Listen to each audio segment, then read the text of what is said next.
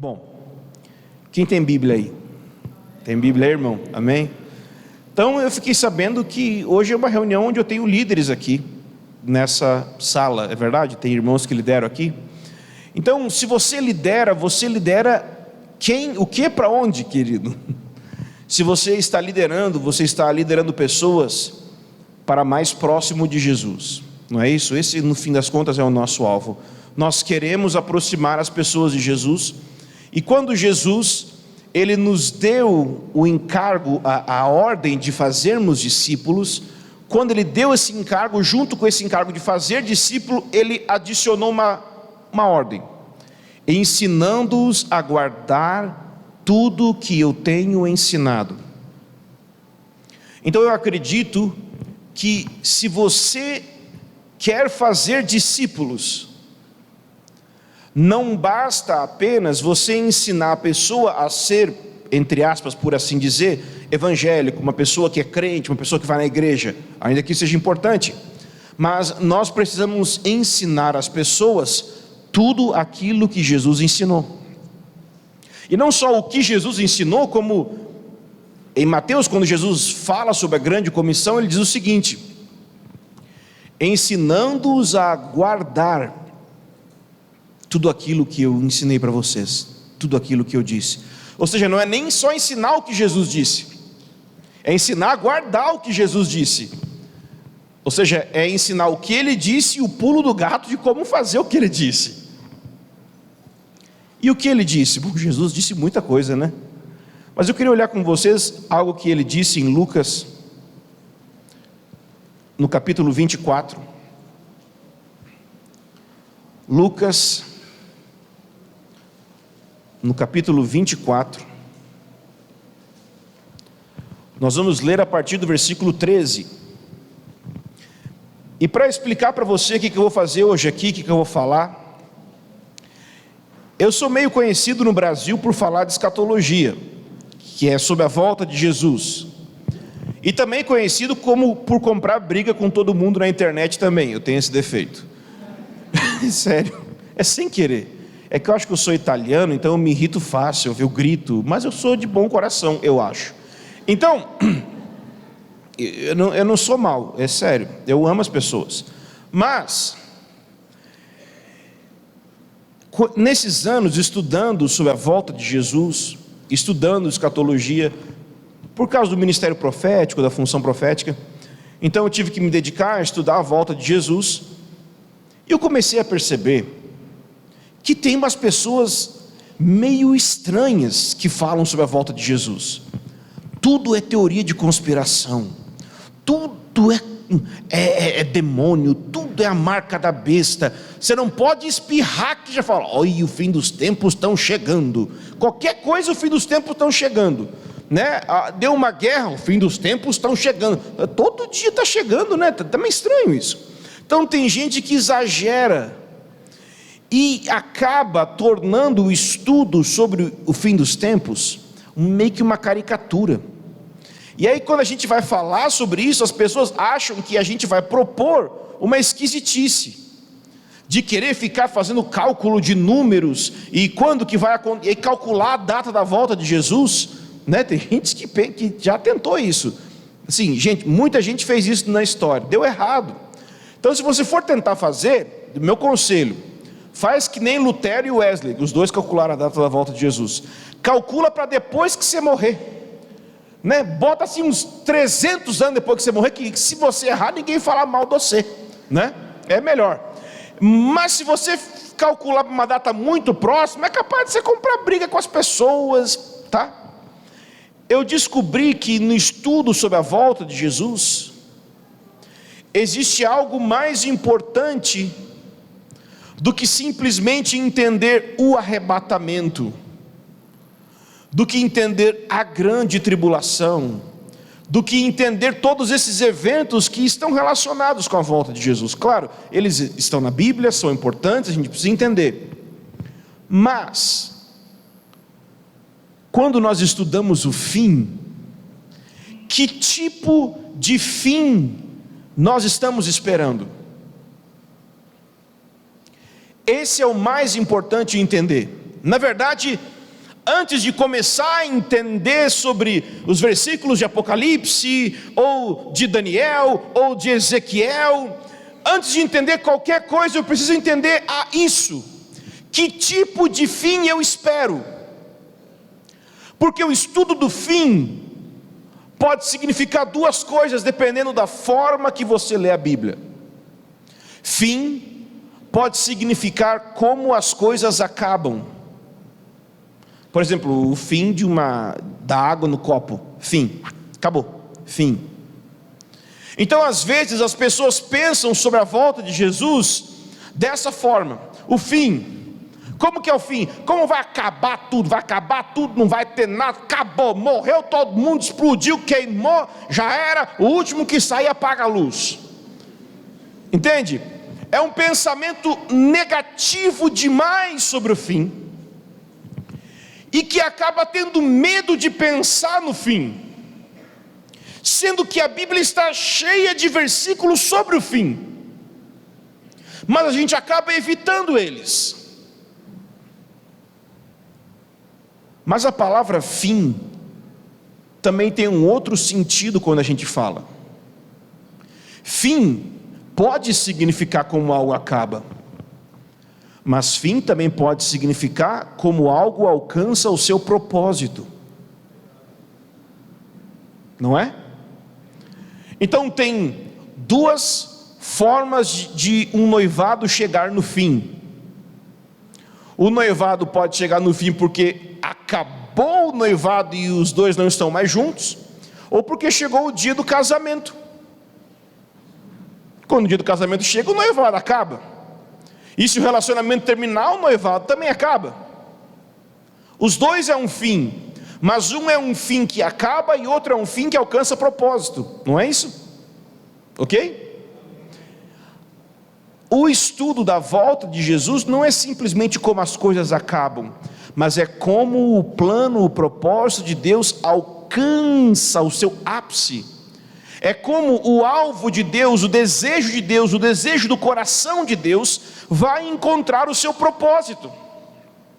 Não é, o alvo do estudo do fim não é entender a cor do cabelo do anticristo, a empresa que vai fabricar a marca da besta, sei lá.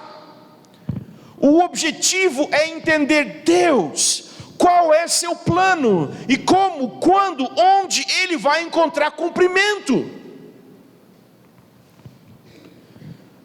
Quando a gente fala sobre o plano de Deus, o que a gente está falando é sobre a vontade de Deus. E hoje em dia muita gente se preocupa com a vontade de Deus para a sua vida. Com quem eu tenho que casar, onde eu vou morar, que faculdade eu vou fazer. Isso é importante, mas é menos importante do que entender a vontade de Deus para o universo, para todos os seres humanos, a vontade de Deus para Deus, vamos dizer assim. Deus tem uma vontade, Deus tem um propósito, Deus tem um plano e um objetivo, que é muito maior do que os meus planos e os meus objetivos. E os meus planos e objetivos somente são válidos na medida que eles se relacionam com o plano e objetivo de Deus para tudo. Quando a Bíblia fala sobre a vontade de Deus, ela não está falando em primeiro lugar sobre meu casamento, meu dinheiro, minhas coisas.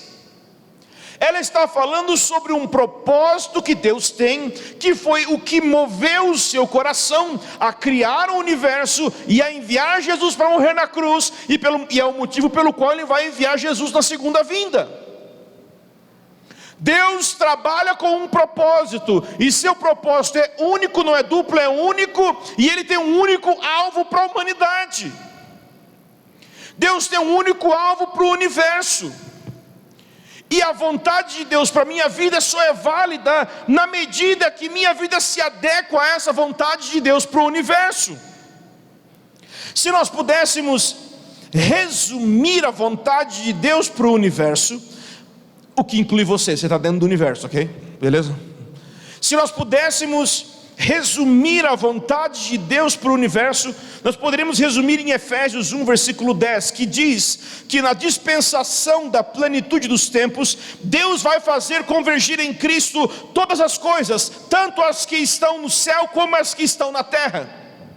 O que esse versículo está dizendo é que um dia tudo que tem no céu e tudo que tem na terra vão se unir e se tornar uma única realidade. Algumas pessoas se perguntam: será que no fim nós vamos para o céu? Ou será que no fim nós vamos morar na terra? Não é nenhum nem outro, é os dois juntos. O céu vai descer para a terra e a terra vai ser cheia do céu, e o conhecimento de Deus vai cobrir a terra como as águas cobrem o mar. Amém? Então esse é o alvo final de Deus. Em 1 Coríntios capítulo 15, a Bíblia diz que o objetivo de Deus é ser tudo em todos. Em Apocalipse capítulo 21, mostra que a vontade de Deus é descer uma cidade santa do céu e estabelecer o seu reino na terra. Mateus 6,10 diz: venha o teu reino e seja feita a tua vontade, aqui na terra como no céu. Então o alvo de Deus é tornar a terra semelhante ao céu, para que o céu e a terra possam se unir em Cristo, ou como eu falei em Efésios, convergir em Cristo.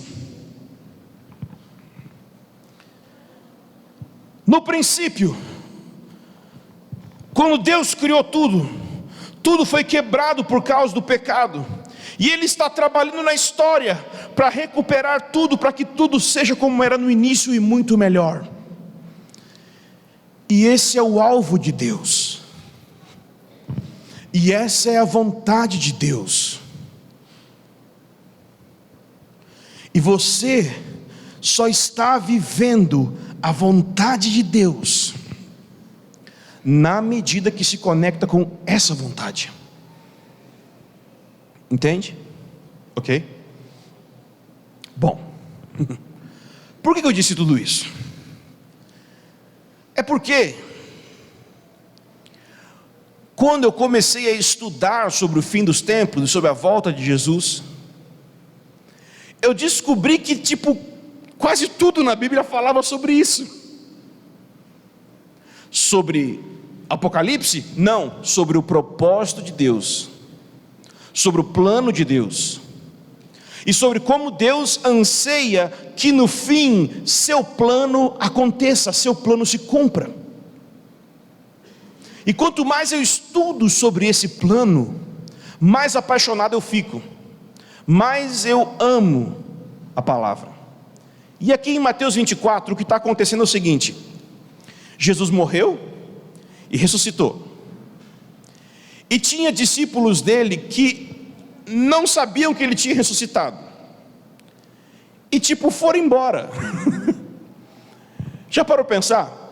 Ser discipulado por 3 anos e meio, por um discipulador que basicamente ressuscitava os mortos, né? Multiplicava pão, transformava água em vinho. É um discipulador interessante de se conviver dia a dia, né? E também virava as cadeiras do templo, o que significa que ele poderia brigar com você quando você menos esperasse, né? Chamar você de demônio, como ele falou para Pedro, né? Essa reda de mim, Satanás. É um discipulador que talvez todos iriam querer ter. Bom, então, imagina ele 3 anos e meio de discipulando. Nossa, que legal. De repente, do nada, matam ele. Nossa, que tristeza. Eu vou embora, vou voltar para casa, vou voltar de onde eu vim. É o que esses 2 caras estão fazendo. Tem 2 caras que eram discípulos de Jesus, e eles estão indo embora porque Jesus morreu, e eles nem sabiam que Jesus tinha ressuscitado. Então olha o que acontece aqui no Lucas 24, versículo 13. No mesmo dia, 2 deles seguiam para um povoado chamado Emaús, distante de Jerusalém 60 estádios, e iam comentando tudo o que havia acontecido. O que havia acontecido, gente? Jesus tinha morrido, ok? Então eles estavam conversando sobre isso. Enquanto comentavam e discutiam, o próprio Jesus se aproximou e começou a acompanhá-los. Querido, parece piada. Você está lá, Jesus morreu, você está triste, ele aparece do seu lado e começa a andar do seu lado, e você não sabe que é ele, e ele não fala que ele é ele. Se Deus não tem senso de humor, o que é isso aqui? Versículo 16: mas os olhos deles estavam como que fechados, de modo que não o reconheceram. Então eles lhe perguntou, ou seja, Jesus perguntou para eles: o que estáis falando pelo caminho? O que vocês estão falando, gente?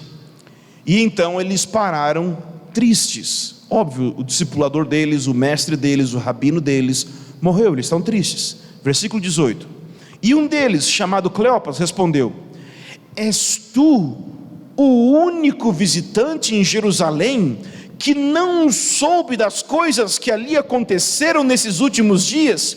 Então ele lhes perguntou: quais?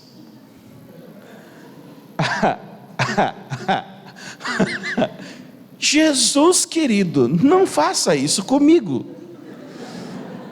Tudo bem, o senhor fez com eles, mas assim, se eu tiver que passar por um negócio desse, ora agora, não faça que eu passe. Você já parou para pensar, você contar para Jesus, parece a gente orando, né? Oh Deus, tu bem sabes. Sim, eu sei, não está me contando nenhuma novidade, mas Deus ainda faz: o que? Fala, me conta. Não é? Deus não faz isso com a gente? Deus já sabe o que a gente vai falar e pede para a gente falar igual. Já parou para pensar que Deus chega para Adão e fala: Adão, onde estás? Para Deus. Você sabe onde ele está, uai. Então Deus tem dessas coisas. Versículo 19: então lhes perguntou: quais? E eles responderam: as que dizem a respeito de Jesus, o Nazareno. Então o pessoal diz que ele congregava na igreja do Nazareno, né?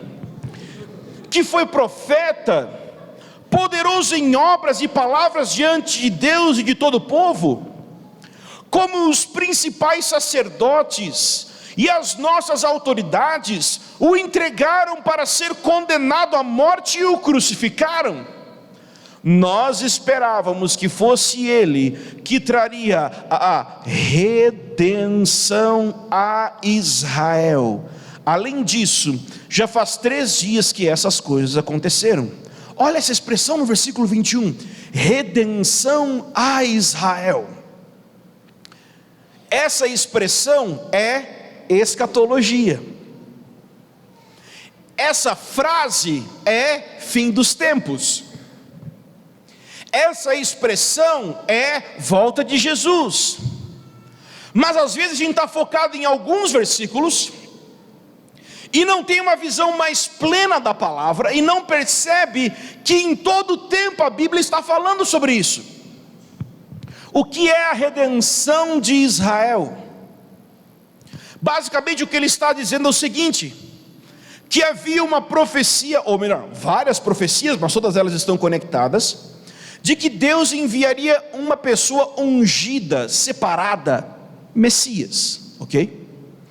E esse Messias iria libertar Israel dos seus pecados, e iria estabelecer Israel como uma monarquia santa, como um povo puro, como um povo cheio do Espírito Santo.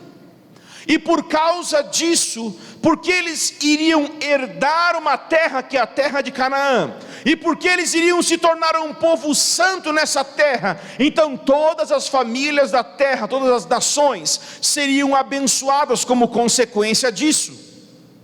O homem que deveria de fazer isso, deveria de ser um descendente de Abraão, e deveria de ser um descendente de Davi. E é por isso que Mateus capítulo 1, versículo 1, começa o livro dizendo assim: genealogia de Yeshua, de Jesus, filho de Abraão, filho de Davi. Por que ele está falando ali sobre Jesus Cristo, filho de Abraão, filho de Davi? Já parou para pensar nisso? Não, né?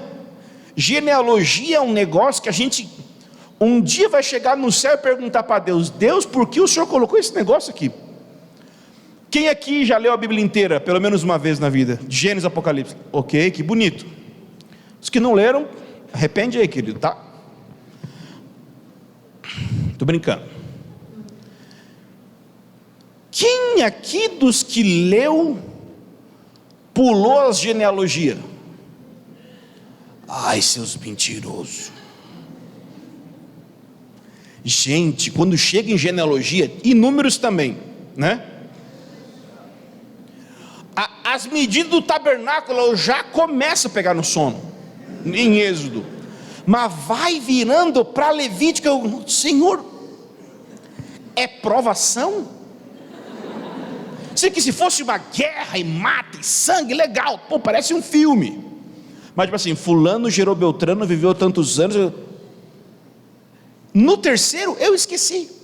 Eu vou fazer na conta, que eu fico com mania de matemática. Fulano gerou Beltrano, viveu tantos anos. Bom, então ele viveu tanto, ele tinha tanto quando gerou e tal, e o filho tinha tantos anos quando ele morreu. O primeiro eu faço a conta, no segundo eu me perdi. Então a gente tem isso com genealogia.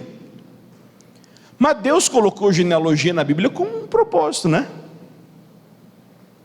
Nesse versículo em Mateus, tem quase que a Bíblia inteira. Porque ele fala de Yeshua. Yeshua é a mesma coisa que Josué, Joshua. Jesus, o nome de Jesus é como se fosse uma contração do nome Josué. E o que Josué fez? Conquistou a terra que Deus havia prometido para Abraão. Quando Jesus recebe esse nome, tem a ver com um que vai salvar o povo dos pecados, mas também como Josué vai ser um líder guerreiro que vai conquistar uma terra. E por isso a Bíblia fala sobre bem-aventurados os mansos, porque eles entendeu. Mas também fala que ele é o Cristo. Cristo, querido, não é tipo o sobrenome de Jesus, sabe? No RG de Jesus estava Jesus Cristo, no RG dele. Não é o sobrenome de Jesus Cristo, ok? Cristo é a função dele. Ele foi ungido por Deus para mediar a redenção de Israel, para mediar esse processo de estabelecimento do reino de Deus. Só que a Bíblia diz que o homem que faria isso deveria de ser descendente de Abraão. Então Mateus começa dizendo, Yeshua, o Messias, filho de Abraão. Mas a Bíblia também diz que ele deveria de ser filho de Davi. Então Mateus diz, filho de Davi. O objetivo de Mateus ao escrever o Evangelho é mostrar, esse cara que eu vou contar para vocês a história, não é qualquer ser humano. Ele é o cumprimento da esperança dos nossos antepassados. E era essa esperança que esses discípulos do caminho de Emaús tinham. Só que a esperança morreu. Já parou para pensar nisso? Toda a esperança deles de que a nação deles ia ser abençoada, de que o reino de Deus iria ser estabelecido, morreu. É por isso que eles estão tristes quando Jesus pergunta para eles, o que vocês estão conversando? Bom, vamos continuar então. Versículo 22. Também é verdade que algumas mulheres do nosso meio nos encheram de espanto, pois foram de madrugada ao sepulcro dele e não achando o corpo, voltaram afirmando que tinham tido uma visão de anjos que diziam que ele está vivo. Você está entendendo o que ele está falando aqui, né? Ele está dizendo assim, umas mulheres foram lá, entendeu? É óbvio que é mentira, que as mulheres foram lá. Sabia que é isso que ele está dizendo? Aliás, uma das maiores provas de que Jesus ressuscitou, entrei no outro assunto, nada a ver, mas é bom para você que está na universidade. Uma das maiores provas de que Jesus ressuscitou, histórica, é o fato de que as primeiras pessoas que viram foram mulheres. Como assim? Que loucura está falando, machismo? Sim, naquela sociedade o testemunho de uma mulher não era respeitado. Se eles quisessem mentir sobre a ressurreição, eles jamais teriam dito que foi uma mulher que viu, se eles quisessem falsificar. Mas eles não falsificaram, eles apenas apresentaram os fatos. O fato de mulheres terem visto e eles registrado isso, aponta que não é mentira. E o que eles estão dizendo é: as mulheres foram, mas sabe-se lá, disseram que viram um anjo, não sei.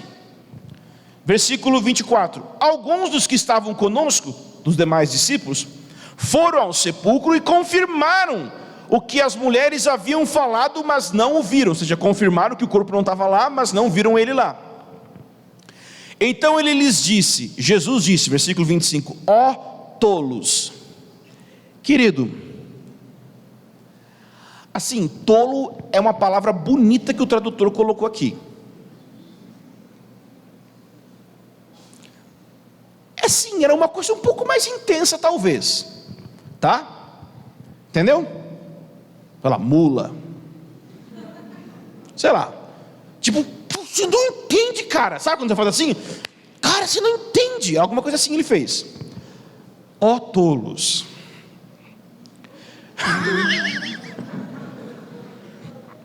Porque a Bíblia, né, a tradução fica um pouco mais palatável, mais chique.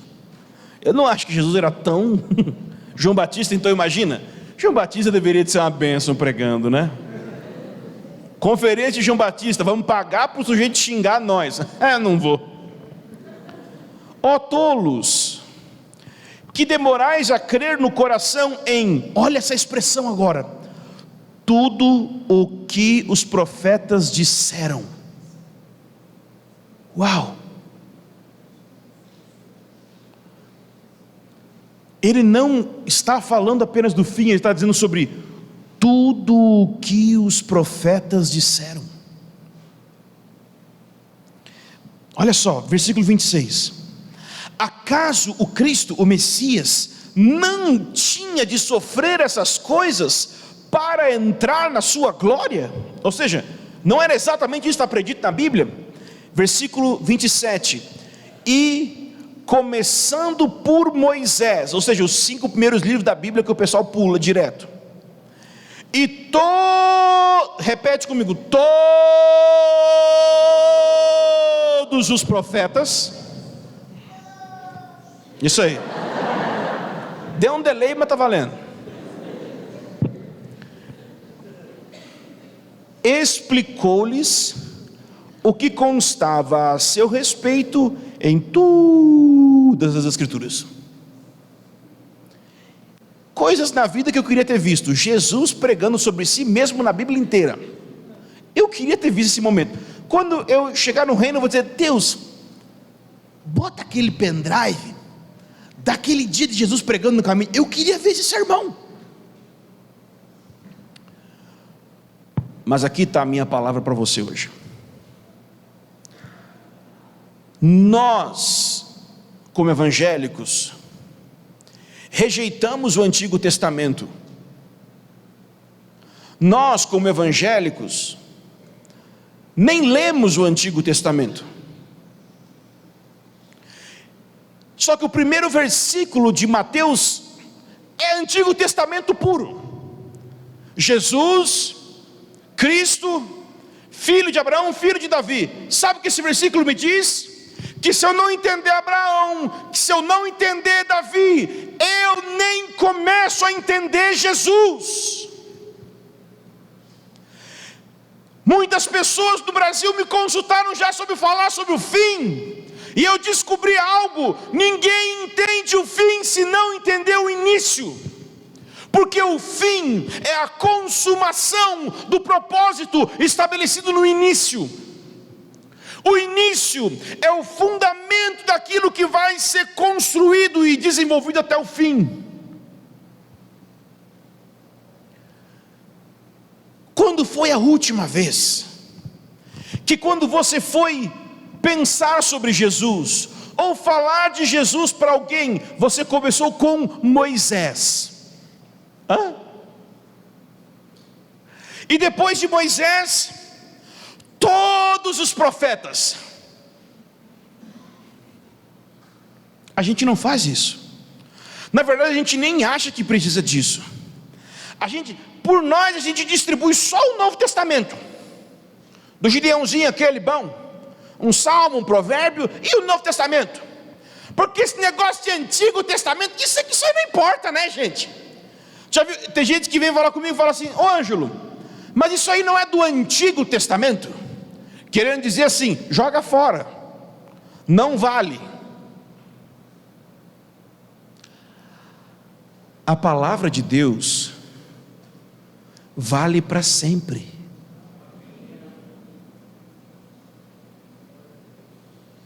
Não estou falando que nós estamos debaixo da lei, não é isso. Mas o Antigo Testamento não é só lei, lei é só uma partezinha. Nós não estamos mais debaixo da aliança da lei, isso é fato. Mas o que está escrito no Antigo Testamento sobre Jesus, sobre o reino de Deus, continua valendo até hoje.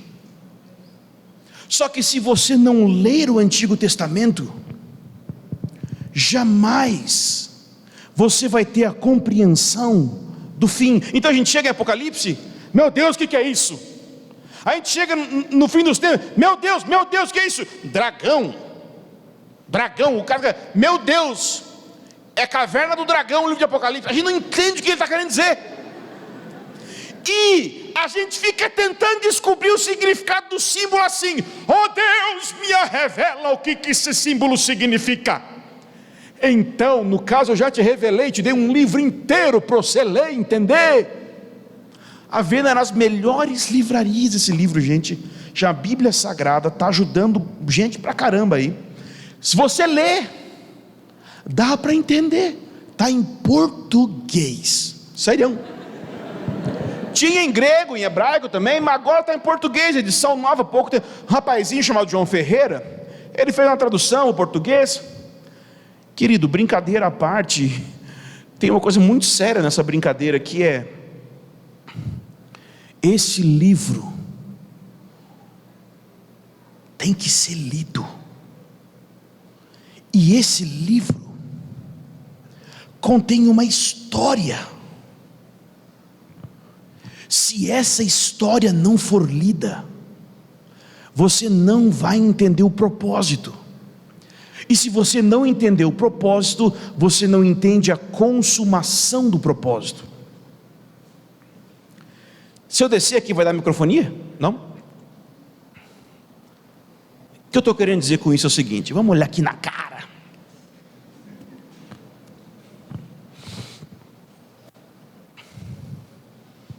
Nós estamos nos aproximando cada vez mais da volta de Jesus. Isso significa que você precisa se preparar para isso. Algumas pessoas acham assim: não, eu não preciso entender nada sobre a volta de Jesus, porque a hora que Jesus voltar, eu vou saber de tudo sobre a volta de Jesus. Não. A profecia está na Bíblia com um propósito. E o propósito é o quê? Preparar você. Você precisa entender o propósito de Deus, para entender a consumação desse propósito, para alinhar a sua vida a esse propósito, e sua vida ter sentido, ter significado. Só que se você não entende o propósito, você não se alinha. Mas se você não lê o livro, você não entende o propósito registrado no livro. Então eu vou te contar, em poucos minutos, tudo que a Bíblia diz em Gênesis e Apocalipse. Vou brincar de Jesus aí, de todos os profetas, e a gente encerra com isso, tudo bem? Em primeiro lugar, qual é o propósito de Deus? O propósito de Deus pode ser entendido como o que eu falei no início: céus e terra se unirem. Deus quer morar na terra, Deus quer ter comunhão com o ser humano, Deus quer ter contato, amizade, desenvolver relacionamento. Esse é o propósito, esse é o alvo final. Mas você precisa entender que existe uma diferença entre propósito, tempo e modo. Para todo propósito tem um tempo e um modo.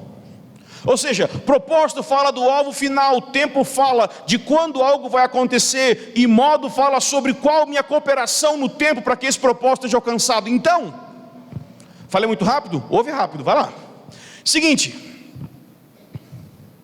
Deus tem um propósito de liberar o seu reino sobre a terra. Deus tem um propósito de vir morar na terra, mas Ele tem um plano, e um tempo, e um processo, para fazer com que isso aconteça. E eu vou te contar agora como é que foi isso. Em primeiro lugar, a Bíblia diz que no princípio Deus criou os céus e a terra, o que significa que depois que Ele criou todas as coisas, Ele estabeleceu numa localidade perto de Jerusalém, perto do Iraque, um monte muito grande chamado Éden, e dentro desse monte, numa parte desse monte, havia um jardim, e nesse jardim Ele colocou um homem e uma mulher, para que nesse lugar eles adorassem a Deus e tivessem comunhão com Deus, e Deus continuamente vinha visitá-los nesse monte. Mas acontece que um dia, um dos seres celestiais que Deus havia criado, que estavam na presença de Deus, caiu, desceu, abandonou sua posição, entrou no jardim do Éden e resolveu corromper o coração de Adão e Eva e propor uma rebelião a eles contra Deus, e eles se rebelaram contra Deus, fazendo exatamente aquilo que Deus tinha dito para eles não fazerem: não comer da árvore do conhecimento do bem e do mal, que basicamente é buscar ter conhecimento de maneira independente de Deus. Essa foi a queda, mas esse não foi o único problema. Depois disso, mais dois grandes problemas aconteceram na história da humanidade. Você tem Gênesis 3, Gênesis 6, Gênesis 11. Você tem a queda ali de Adão e Eva, o pecado entrando. Mas você também tem Gênesis 6, a crise que Deus mandou um dilúvio contra a humanidade, porque a violência cobriu a terra, por causa dos gigantes que haviam sobre a terra. E depois disso, em Gênesis 11, você tem uma grande crise, quando uma torre é construída, a Torre de Babel, onde os seres humanos queriam institucionalizar a rebeldia contra Deus. Gênesis 1 a 11. Mas Deus não se dá por vencido, porque Deus disse em Gênesis 3, versículo 15, Ele deu uma promessa. Está anotando? Gênesis 3, 15, se você procurar vai ser devagar, anota. Gênesis 3, 15, Deus disse que iria vir uma semente da mulher, que iria pisar a cabeça da serpente, que iria esmagar a cabeça da serpente. O que essa profecia nos diz, os teólogos chamam ela de o proto-evangelho, o evangelho em protótipo. O que isso significa? Que um dia virá alguém, descendente de Adão, descendente de Eva, que vai esmagar o poder de Satanás, acabar com o problema do pecado, restaurar todas as coisas, para que a humanidade tenha de novo comunhão com Deus. O tempo passa. Gênesis capítulo 12, Deus encontra um homem, Abraão, e diz o seguinte: sai da tua terra, sai do meio dos teus parentes, e vai para a terra que eu vou te mostrar. E eu vou fazer de você uma grande nação, abençoada é quem te abençoar, e amaldiçoada é quem te amaldiçoar, em ti serão benditas todas as famílias da terra. O que começa a se desenvolver a partir daí é a esperança messiânica. Por quê? Porque a semente de Adão agora passa a ser reconhecida como alguém que vai ser descendente de Abraão. Então, Abraão tem uma promessa tripla: ele vai herdar uma terra, ele vai ser um povo grande, numeroso, e quando Abraão possuir essa terra e multiplicar e ser uma nação numerosa e santa, todas as nações da terra, todos os povos da terra, as nações que foram criadas a partir de Gênesis 11 por causa da divisão dos povos, vão ser abençoados. E o que é abençoado? É um carro do ano? Não! Abençoado é a reversão da maldição. A maldição estabelecida no jardim do Éden estabelece várias dificuldades sobre a humanidade, inclusive a separação e a morte. Mas Deus vai reverter a morte, e Ele prometeu que vai fazer isso através daquele que vai pisar a cabeça da serpente. Mas também Ele prometeu que vai fazer isso através de dar para Abraão uma terra, fazer dele uma nação, e assim todas as nações da terra vão ser abençoadas. Então começa a história do povo de Israel, e Deus se torna na história o Deus de Abraão, Isaque e Jacó. Jacó tem 12 filhos. Esses 12 filhos vendem um dos seus irmãos para o Egito, José. José no Egito se torna um imperador, se torna um governador, o vice depois de Faraó. Jacó vai para o Egito junto com os seus outros filhos por causa da fome que existia na terra. Era a família, para pensar comigo, era a família que tinha a promessa de nascer o descendente que iria acabar com o problema do pecado, o problema da divisão da presença de Deus, o problema de não ter o céu perto da terra. Era essa família. E eles vão para o Egito, e lá eles passam muitos anos e se multiplicam, exatamente como Deus tinha dito para Abraão em Gênesis 15. Mas depois de um certo tempo, se levantou um governante, que não conhecia José, que não conhecia o que Deus tinha feito no passado através de José, e começou a oprimir o povo de Israel com escravidão, começou a oprimir o povo de Israel no seu trabalho. Então Deus levanta Moisés, e qual é a função de Moisés? Tirar esse povo de Abraão, e levar esse povo de Abraão para a terra que Deus prometeu para Abraão. Essa é a história de Moisés. E ele estabelece uma lei, a lei é o padrão através do qual eles vão se movimentar. Por quê? Porque se não tiver padrão de santidade, eles não podem ser uma bênção para as nações da terra. Então Deus estabelece esse padrão, a lei, através de Moisés, no Monte Sinai. Quando? Exatamente há 3.500 anos atrás, no dia de hoje, Shavuot, dia de Pentecostes hoje, Êxodo 19 acontecia, o dia que Deus entrega a lei. Hoje é dia de Pentecostes, de verdade. E Pentecostes é a comemoração da entrega da lei. E é por isso que em Atos 2, quando o Espírito Santo vem, não é qualquer coisa, só o Espírito Santo, não. É o Espírito que vem para escrever a lei no coração. Exatamente no dia de hoje. Fecha parênteses.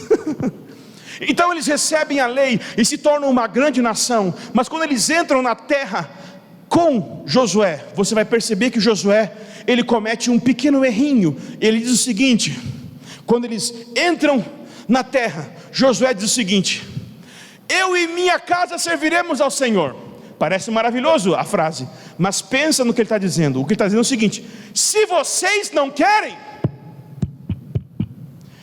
eu e minha casa isso está errado. Se vocês não quiserem aqui, eu vou ser santo. Não, eu vou pegar cada um de vocês pelo pescoço, até cada um de vocês andar na linha, entende? Isso é assim que um líder faz. Eu vou ser salvo e vocês não. Não, querido, você vai comigo para o céu, entende? É assim que o líder trata. Ele errou, e por causa desse erro se estabeleceu no livro de Juízes um pecado constante. Diz o seguinte lá no livro de Juízes: naquele tempo não havia rei sobre Israel, e cada um fazia o que achava mais reto aos seus próprios olhos. Então a nação que deveria de ser santa, a nação que deveria de ser poderosa, a nação que deveria estar na terra, estava vivendo uma anarquia terrível, longe do plano de Deus. Mas Deus nunca se dá por vencido. Então Deus levantou da descendência de uma mulher que estava longe do povo de Israel, que estava distante do povo de Israel, Ruth.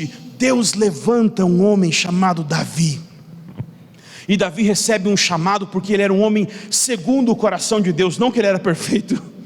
Você já viu a biografia de Davi? Se eu fosse Davi, eu ficava ofendido com o cara que escreveu a Bíblia, porque o pecado dele é retratado em 3D. Tudo que é livro da Bíblia, 4 livros da Bíblia falam dos erros dele. Eu ficava ofendido. Mas Deus não, sabe por quê? Porque Deus não tem vergonha de expor o pecado de ninguém, porque Ele não deixa de amar quando Ele expõe, Ele apenas expõe para consertar. Davi não deixou de ser chamado, Davi não deixou de ser amado, Deus expôs para tratar, fecha o parênteses. Então, Davi é levantado, e Deus fala em 2 Samuel capítulo 7 para Davi, que viria um descendente de Davi, que iria construir a casa de Deus, que iria estabelecer o reino de Deus, e esse filho de Davi seria filho de Deus. Uau! Salomão fez isso? Não. Salomão não estabeleceu o reino de Deus, mas ele começou estabelecendo um reino. E é esse reino que Salomão estabelece, que lá na frente, quando você lê em Lucas, quando a gente leu, que os discípulos estavam se perguntando: nós achávamos que Jesus iria restaurar o reino a Israel. Eles se referem a esse reino de Salomão. E esse reino que Salomão um dia estabeleceu na terra, será que vai existir de novo? Vai. Quando Jesus voltar, Ele vai fazer exatamente o que Salomão fez, só que muito melhor. Ele vai estabelecer um reino na terra, só que muito maior, com muito mais autoridade, com muito mais poder, com muito mais sabedoria, com muito mais amor. E era essa a esperança dos discípulos do caminho de Emaús. Eles entendiam que Jesus tinha vindo para fazer isso, mas Jesus não fez o que eles esperavam. Passa a geração de Davi, e o povo de Israel se divide, e dessa geração se levantam os profetas. A partir da divisão de Israel no norte e no sul, você vai ver que se levantam muitos profetas e Israel vai para o cativeiro, e volta do cativeiro, e nós temos Esdras, Neemias, Ageu, Zacarias, Malaquias, todos eles profetizando sobre um reino, profetizando sobre um sacerdócio, profetizando sobre a casa, e nós temos um intervalo de 400 anos, onde nós temos a história dos Macabeus, e do povo de Israel se desenvolvendo como uma religião judaica, e então sim, Jesus vem. E em Lucas 1, versículo 32, lê aí, abre aí. Lucas 1, 32.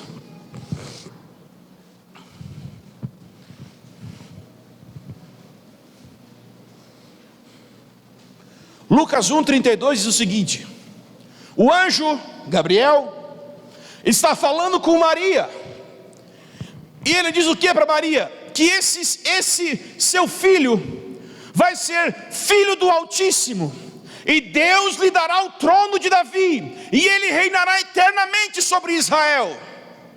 Esse é o reino de Deus, mas também é o reino de Israel, e também é o reino de Davi, e também é o reino de Jesus. Não são coisas separadas. O Antigo e o Novo Testamento estão juntos. Quando Jesus voltar, o que ele vai fazer é estabelecer esse reino que Davi não viu acontecido em plenitude. Quando Jesus voltar, o que ele vai fazer é estabelecer na terra de Israel o seu povo. Ele vai dar para Abraão uma promessa que Abraão nunca recebeu plenamente, porque em Hebreus capítulo 11, nós lemos que os pais, morreram sem ver as promessas, sem ter as promessas, só saudaram elas de longe, só viram de longe, eles não receberam. Deus não deu para Abraão a promessa que ele fez. Já pode pensar nisso? Abraão recebeu uma promessa e nunca viveu a promessa. Davi recebeu uma promessa e nunca viveu a promessa. Deus mentiu? Deus mente, irmãos? Não. Então será que as promessas se tornaram tudo simbólica? É tudo simbólico. Tudo que a Bíblia fala sobre Israel, na verdade está falando sobre igreja. Não. Israel na Bíblia é Israel, igreja na Bíblia é igreja. Deus não tem duas noivas, e Deus não divorciou da primeira para casar com a segunda. Deus não é dessa parada de divórcio, sabe? Deus curte ficar com o mesmo povo. Já leu o livro de Oséias? A noiva de Deus naquele tempo não incluía nós nem estávamos na jogada, querido. E ele chama de prostituta. O que o marido deve fazer se uma mulher adultera contra ele, se prostitui contra ele? Normalmente o cara vai abandonar. O que Deus faz? Volta para mim. Será que porque Israel não recebeu Jesus quando ele veio na primeira vinda, a Bíblia diz que os seus não o receberam? Será que Deus não tem mais nada com Israel? Tem sim. Porque quando você muitas vezes não abraçou o que Deus tinha com você, para você, Deus mesmo assim teve paciência com você. Porque a vocação e as promessas de Deus e os dons de Deus são irrevogáveis. Deus não revogou seu chamado sobre Israel. Portanto, quando Jesus veio, todos entendiam que Jesus era aquele. Olha só a situação. Jesus era aquele que iria estabelecer o reino nesse território que a gente chama de Canaã na Bíblia. Uma monarquia, um poderio militar, econômico, judaico, literal mesmo. E ele não fez isso. E hoje, dentro do que a gente chama de teologia, existe uma divisão de interpretação. Uns vão dizer o seguinte: os discípulos estavam errados no que eles estavam esperando, porque Deus não vai estabelecer um reino literal na terra. Não. Esse reino é simbólico. Esse reino é uma metáfora. Mas Deus não tem mais nada com Israel. Tudo aquilo era uma maquete, uma sombra para o que está acontecendo agora. E outros vão dizer: não, Deus tem um plano 5 com Israel. Deus vai dar a promessa para Abraão, dele possuir uma terra. Mas cara, Abraão morreu, e é por isso que eu vou ressuscitar ele no último dia. Deus vai ressuscitar Abraão, Deus vai ressuscitar Isaac, Deus vai ressuscitar Jacó, Deus vai ressuscitar José, que disse o seguinte em Gênesis capítulo 50: Deus vai visitar vocês, então leva meus ossos daqui para a terra, porque eu quero ressuscitar lá. A fé deles era tão grande, de que eles iriam receber a promessa, que Abraão sabia que se ele sacrificasse Isaac no altar, Deus teria que ressuscitar ele, porque ele era o herdeiro da promessa. O que você acha, querido? Se te matar no campo missionário, se Deus te levar para o lugar de perseguição, está tranquilo, está beleza. Na hora que o cara botar a arma na sua cabeça e falar assim: você pode me matar, mas daqui a pouco eu vou ressuscitar, e quando eu ressuscitar eu vou te achar aqui.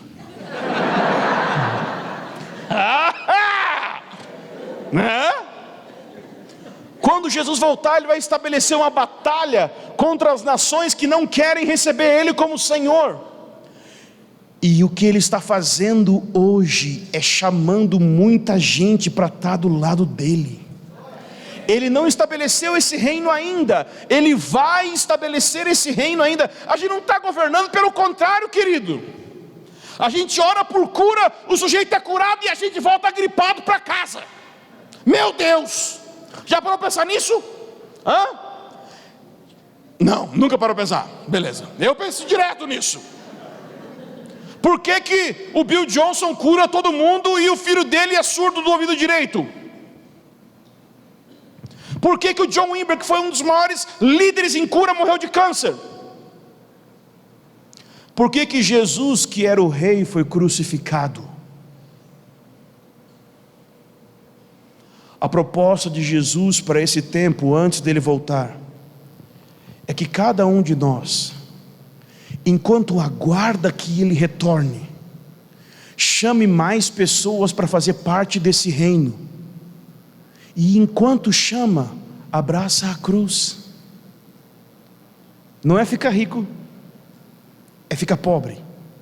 Bem-aventurados os pobres de espírito. Não estou falando que é pobreza material, mas assim, Jesus não era milionário.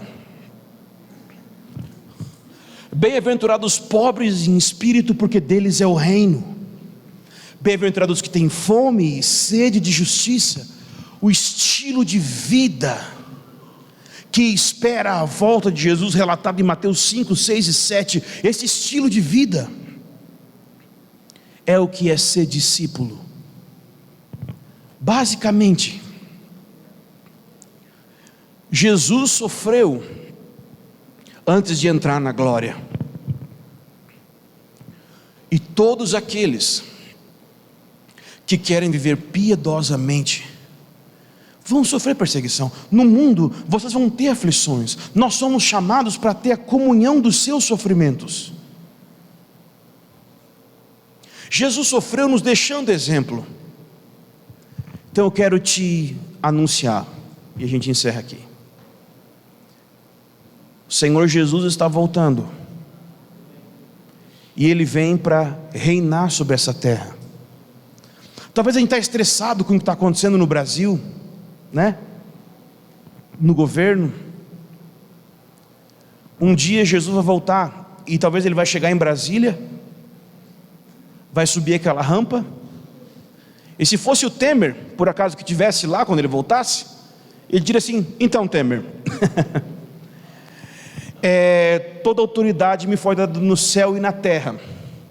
No caso, o Brasil está na terra, né? Não sei se você notou. A presidência do Brasil é minha. Portanto, ou você se submete ao meu reino, ou você precisa sofrer as consequências de não submeter ao meu reino. Jesus não é o Senhor do Brasil por enquanto. Ele já recebeu toda a autoridade nos céus e na terra para ser. Mas nós temos muitas coisas erradas que ainda estão acontecendo. Mas Deus está levantando uma igreja que vai fazer a diferença. mesmo que a gente sofra, nosso sofrimento vai ser imitar Jesus, que foi cuspido, que foi amaldiçoado, que foi espancado, e isso foi demonstração do amor de Deus. Eu gosto muito dessa sigla MDA. Por quê? Porque o D e o A me toca muito. Discipulado, o quê? Apostólico. Não é evangélico. Não. E como é que é o discipulado apostólico? É sofrer como discípulo de Jesus, como os apóstolos de Jesus, enquanto aprende e espera o seu reino. Portanto, se você quer ser fiel a esse reino, eu te proponho a ler a Bíblia e sofrer com Jesus enquanto você é cheio do Espírito Santo. Amém? Queridos, o que eu fiz hoje foi jogar uma vaca em cima de vocês ao invés de dar leite, ok? Você se vira agora com tudo que eu falei, mas eu amo vocês. Qualquer dúvida, manda um e-mail para mim que eu vou orar por vocês. Não sei se eu vou saber a resposta. Vamos nos colocar em pé e orar nesse momento?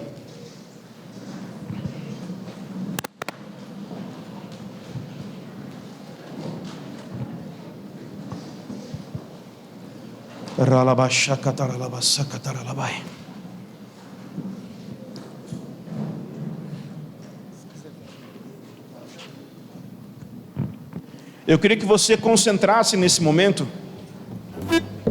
Eu sei que é muito conteúdo,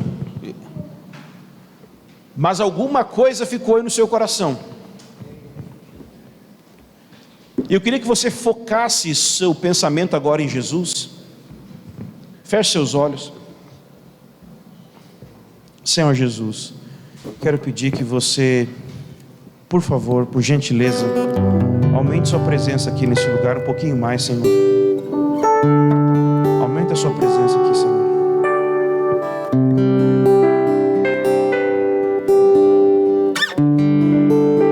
Senhor, eu quero pedir nesse momento por liberação de fogo sobre os corações que precisam aguardar o teu retorno com paixão, com amor, com intensidade. Eu quero orar, Senhor, por corações queimando nesse momento. Por favor, Jesus, por favor. Eu oro por aumento da sua presença, eu oro por aumento da sua autoridade se manifestando aqui agora.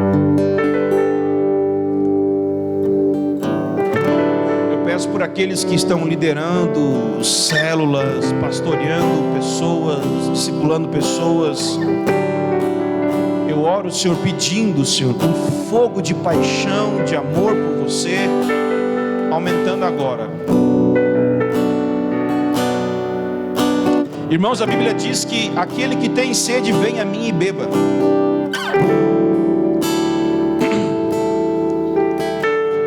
O que isso significa é que além de ter sede, eu preciso beber, eu preciso receber o que Ele quer dar. Às vezes nós pedimos a Jesus água, às vezes nós pedimos para Jesus fogo, unção, mas nós não sabemos receber aquilo que Ele nos dá.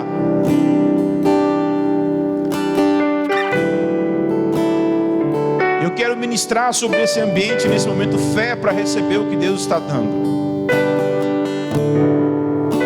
Nesse momento, se você tem sede, se você tem fome, receba agora. Receba. Isso, receba. Receba.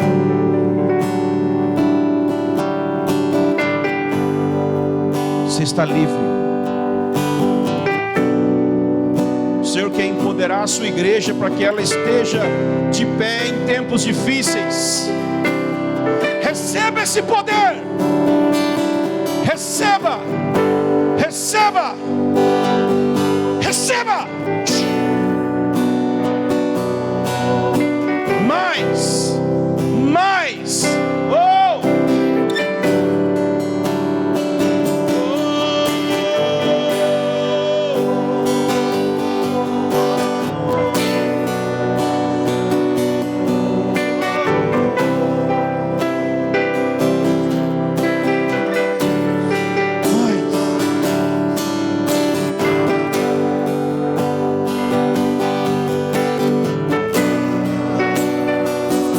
Derrama teu espírito aqui, Senhor.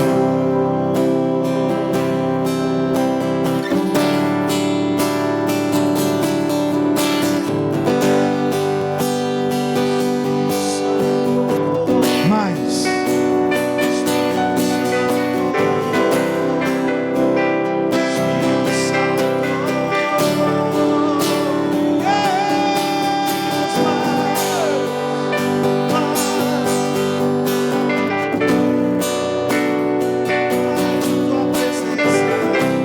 Receba poder para estar de pé nos últimos dias, sabedoria para ler a palavra. Eu ministro nesse lugar sabedoria celestial, espírito de sabedoria e revelação. Receba, receba no teu espírito agora. Fome, sede pela palavra. Fome, sede pela palavra. Fome, sede.